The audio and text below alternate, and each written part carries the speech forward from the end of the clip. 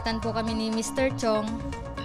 And then, inofera niya po kami ng pera, sir, 2,000, sir, para lang payagan siya na mag-smoke, sir, at alisan namin yung pwesto. Nung hindi namin tinanggap, doon na siya nagmumura, pinagmumura niya po yung mga guards, and then kami din po.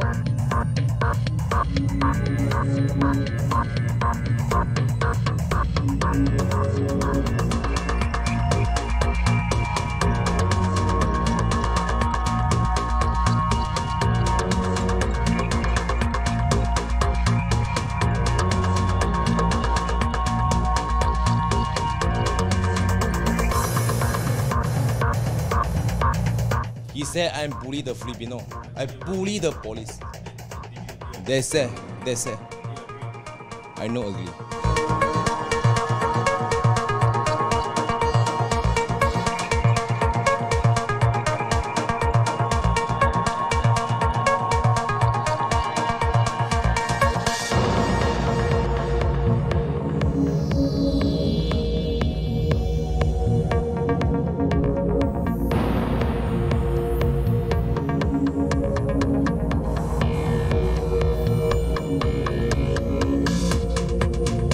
For release daw po ng friend niya na nandito sa loob.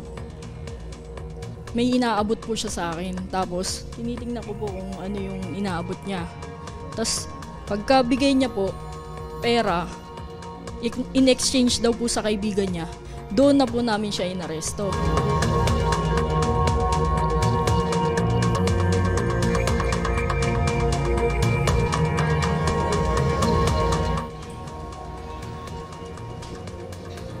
I don't know.